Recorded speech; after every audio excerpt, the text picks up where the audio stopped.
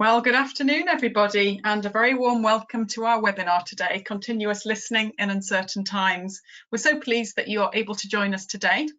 My name is Kate Pritchard. I'm a consultant at Questback, focusing on employee engagement and our leadership development solutions. And I'm delighted to be joined today by Peter Wilde. Hi, Peter.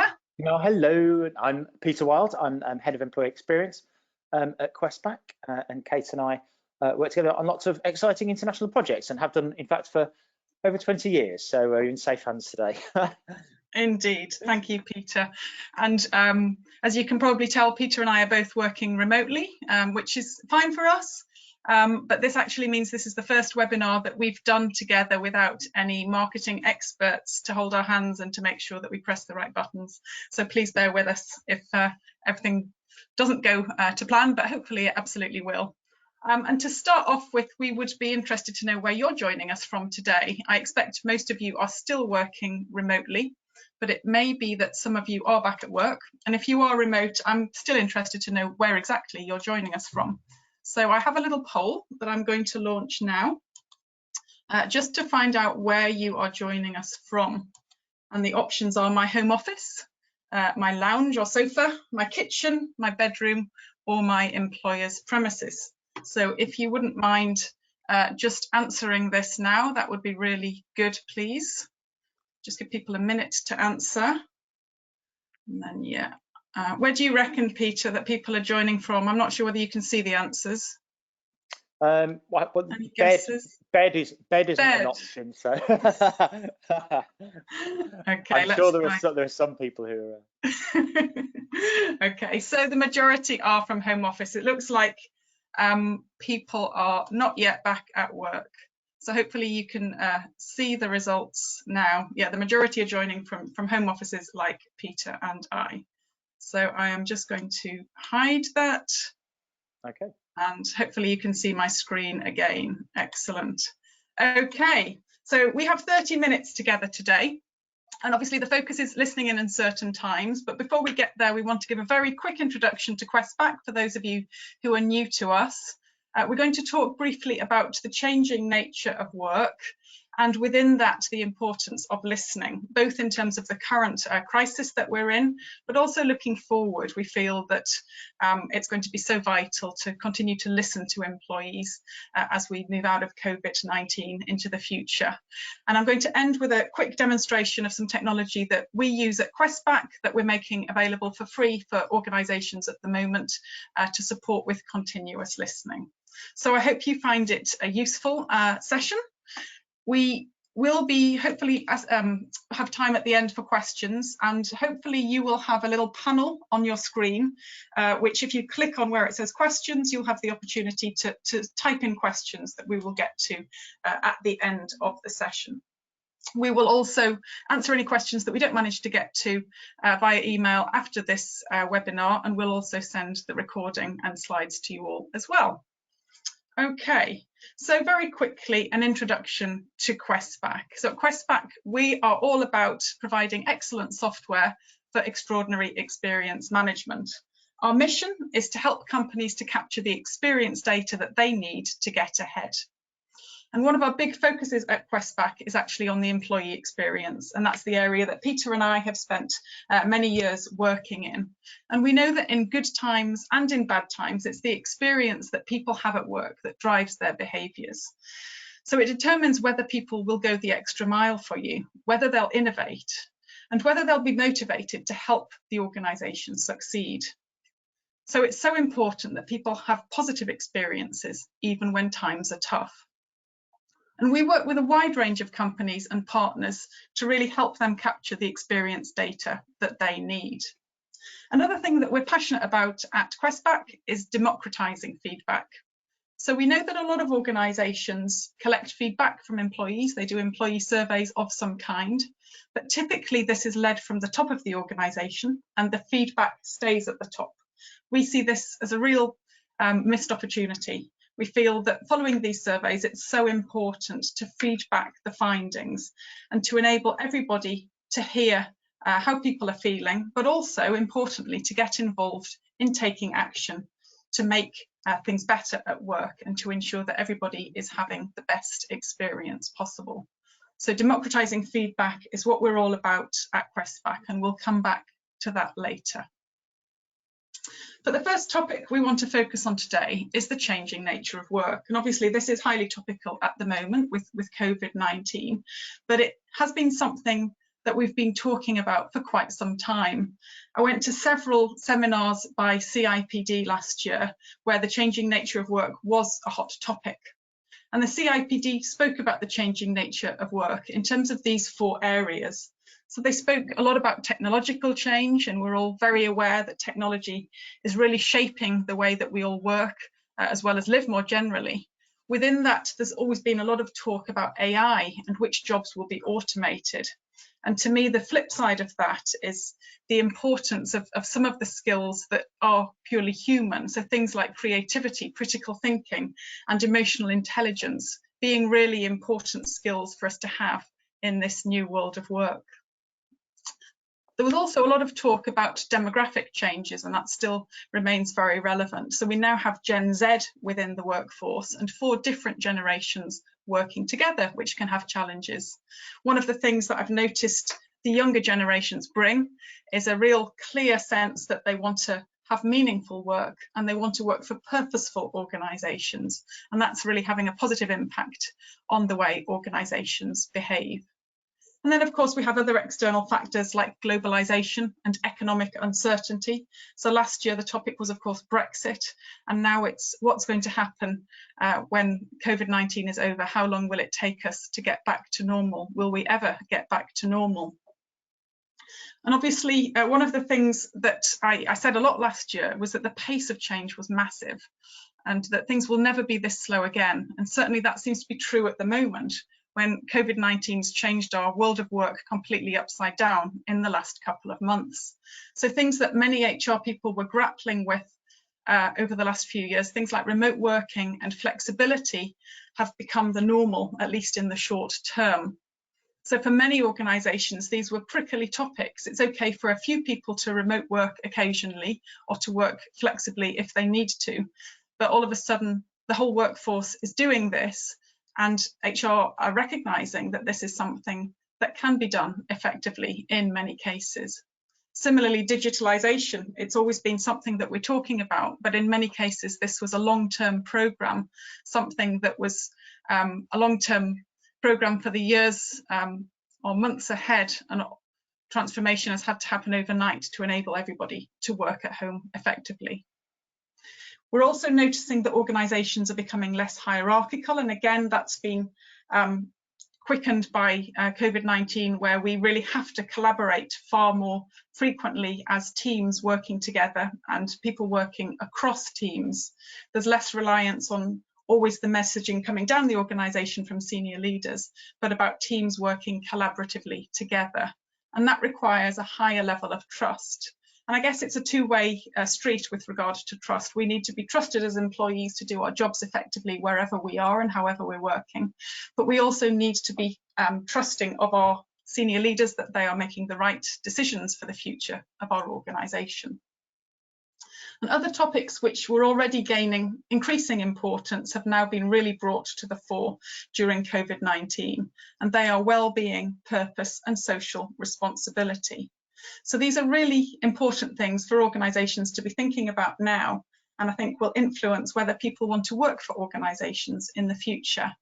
We're all starting to think, does my organisation put my well-being as a priority? Is it supporting my health and well-being during this really difficult time? Is my organisation staying true to its purpose during these difficult times? And how is my organisation making a difference to wider society? These are questions that employees are asking now, and certainly will be when things change and we have the opportunity to work in a slightly different way, and people decide where they want to spend the rest of their future career. What sort of company do people want to work for? Certainly one that has a strong purpose, that puts social responsibility high up on its agenda and looks after its employees. And to ensure that organisations are ready for this, it's so important that organisations are getting feedback from employees now during this difficult time. They're really listening to employees and taking the right action to improve the employee experience. And I'm just going to hand over to Peter to talk more about this. Yeah, okay, cool. Thanks for that, Kate. Yeah, that's brilliant. That's a lot about the context and the substance of what's changing in the world of work at the moment. But how's that affecting how we listen to people about those topics? Well, for those of you who aren't survey people or survey specialists or engagement people, I thought I'd talk very briefly a little bit about the past of how we've got employee voice before, done employee listening before, where we are now, where we've been for the last couple of years, and how COVID's affecting that, and then what the future is going to look like. So, I mean, in terms of the past, as most of you probably have had to do in the past, there's been an annual survey at most organisations. That's been going on. That kind of methodology, I guess, has been going on since the end of the Second World War.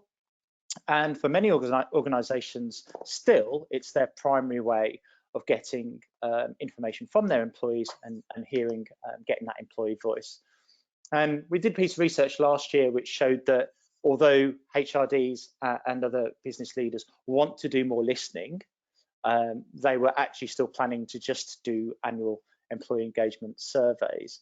And I think there have been a few exceptions to that. More progressively minded organisations in the last 2, 3, 4 years have moved away from just doing that and supplementing it with more regular listening, perhaps quarterly polls or pulse polls, stuff like that. But the COVID crisis really has started to change things. So previously, where senior managers might say that there is a desire to have an increased employee voice, and there's actually now a need, a business critical need. Organisations need to be much closer to their people than they have been before. So this approach was very much in the past, I think, of having the annual survey only. That won't be a part of how people listen going forward. So in terms of where we are now, as I say, a lot of organisations have been doing annual surveys, supplemented with pulse surveys. But the stuff that I'm hearing from my clients and from HRDs at the moment, there's three key things that I'm hearing. Number one, as I say, there's never been a more important time to listen to employees. The second is something that Kate alluded to, which is an increased focus on certain elements which we would measure before, so things like well-being, health,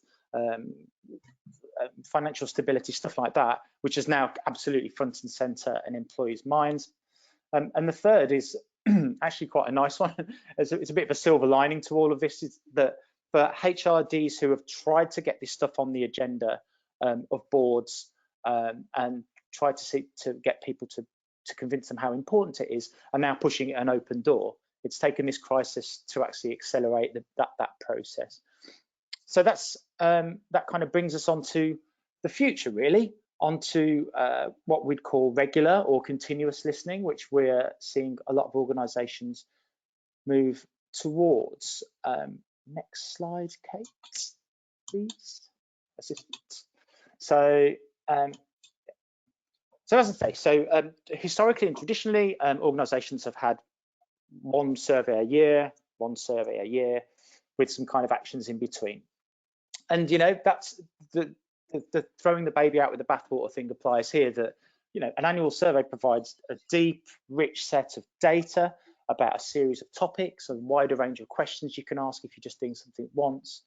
And most organisations are still doing this. I'm only aware of one organisation that stopped doing it to do something else. But most organisations will still do this. But obviously, the way of working now, a year is not frequent enough for people to give their feedback. They used to say that a week's a long time in politics. Well, a week's a long time in everyone's working life now. So stuff needs to be more regular.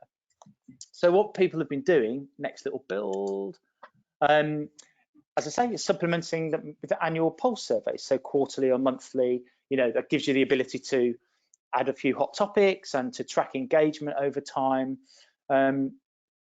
But I've seen it not done well in a lot of places, so that participation rates drop off, or that it's too much centrally, it's too much work to try and pump stuff out every month, and that actions aren't taken as a consequence. So, and it still doesn't really get over the problem of the problem that that's still not fully regular continuous listening.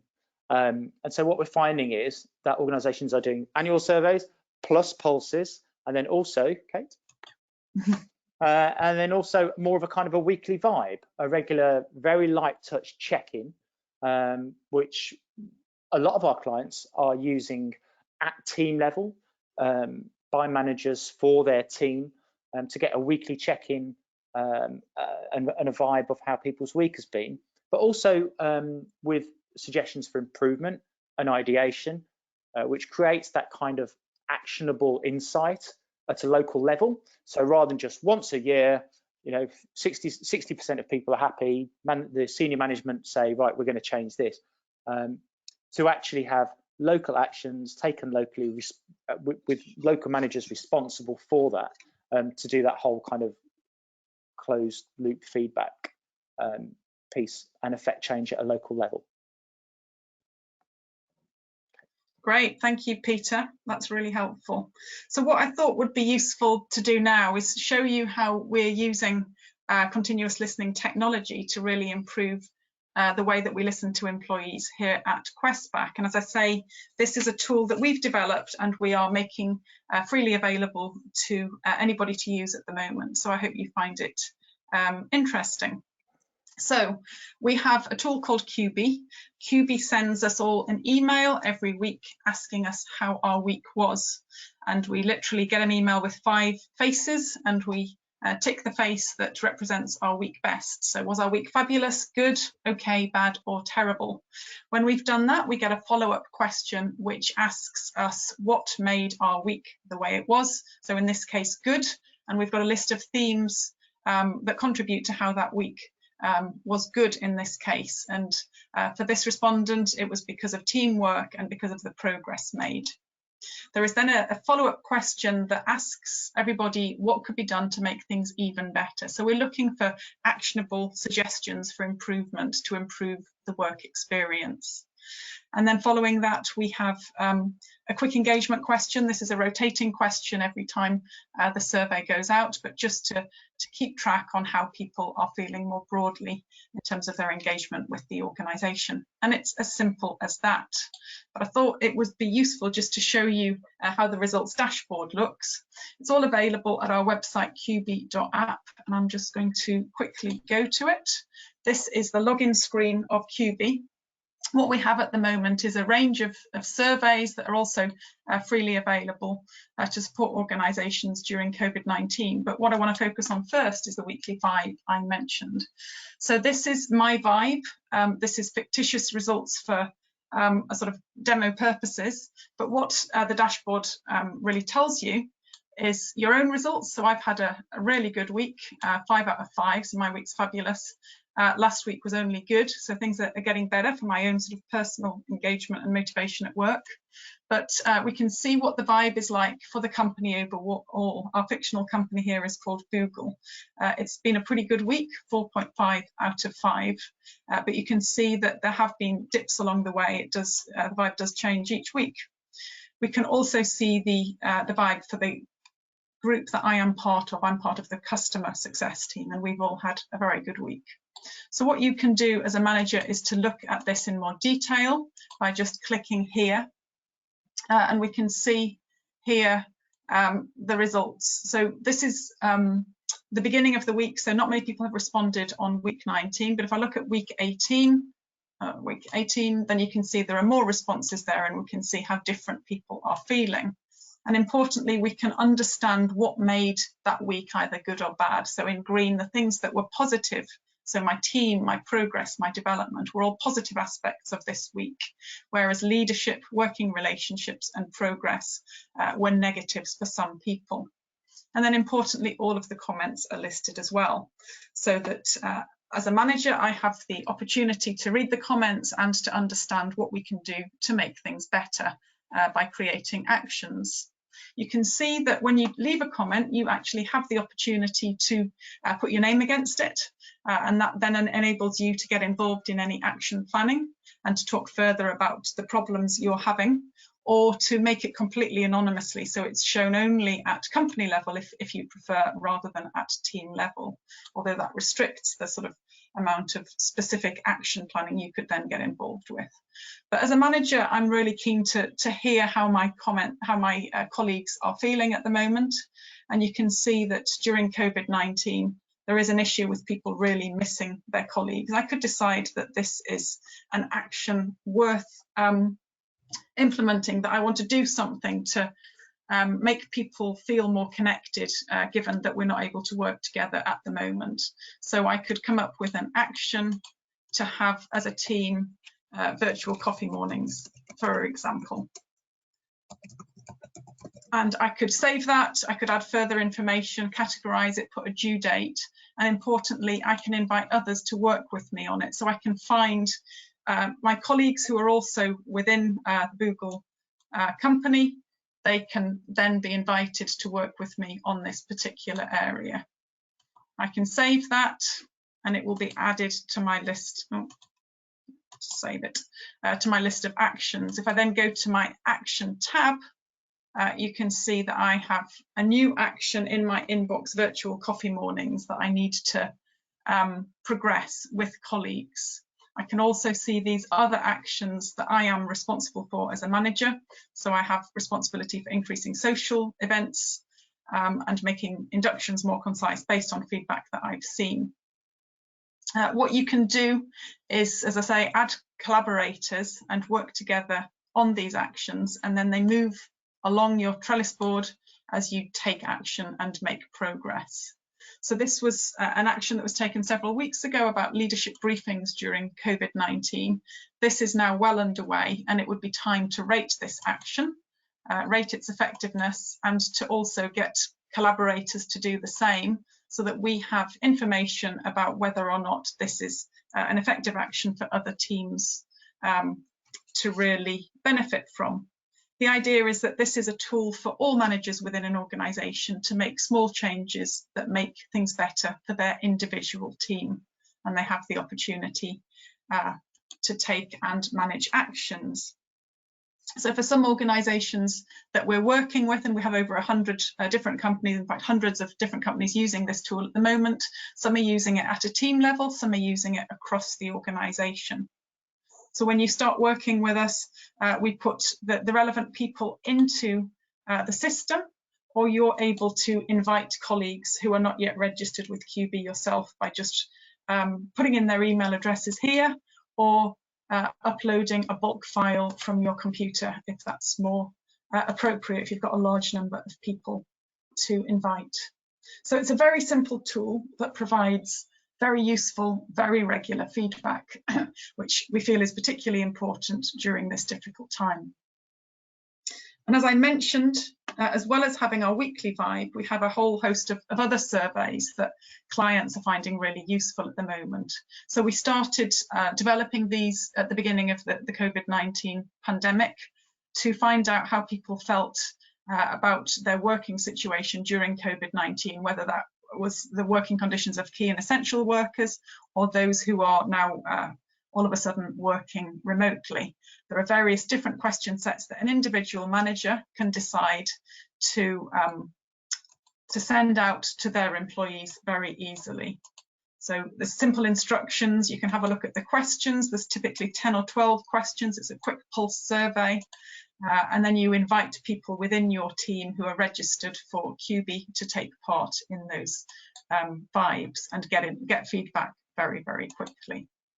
The one that we're currently working on is around going back to work after lockdown. So this is top of many people's minds at the moment, what it's going to be like going back into the workplace once it's safe to do so, and how are people feeling about that.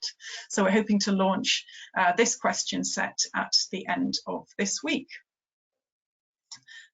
This, as I said, is used by many of our clients. I just wanted to show you a quick screenshot from the AA, one of the clients who are really enjoying using QB at the moment, and we've branded the page to match their corporate colours and to make it very AA in nature, and they're getting very useful feedback from employees during this time. So we'd love you to have a a go with QB. It's very easy just to go in, sign up and have a play and see whether this would be a useful tool either for the team that you work in or for your organisation more broadly, and we'd be delighted to support you with that. But that's pretty much all we wanted to cover today. In summary, we just wanted to reiterate that we feel listening to employees is more important than ever during this time, and that it does require both a strategy and a commitment from organisations to ensure that this is happening on a continuous basis. And we feel that this continuous listening and taking action to improve the employee experience is absolutely vital for organisations to remain competitive and relevant in the future. And we'd love you to try QB for free. So the information is here. Alternatively, feel free to reach out to Peter or I to provide you with additional support. We'd be delighted to help. So that's all we wanted to cover for today. We've kept it to just half an hour. We recognise how busy everybody is, but we do have a couple of minutes for questions if anybody does have any. I haven't seen any come in yet, but if you do have any, then please type now and we would be very happy to answer them. There is a question. Are you able to draw data from QB clients so that you can see the wider trends in the UK? That's an excellent question. So from our COVID-19 survey, we have been looking at that data. It's obviously very interesting and useful information. So we can obviously do this at a very sort of broad top level to look at trends, and that's something that we're currently working on at the moment. But clearly the vibes and the data within the vibes that I showed is completely confidential to clients and is never shared outside an organisation. Thank you for that question. Okay. I think that is all for now, but if anyone does have any questions, then our details are here. We'd love to hear from you. But for now, I'd just like to say thank you so much for joining today. I hope you found it useful, and we hope to be in touch soon. Many thanks for your time.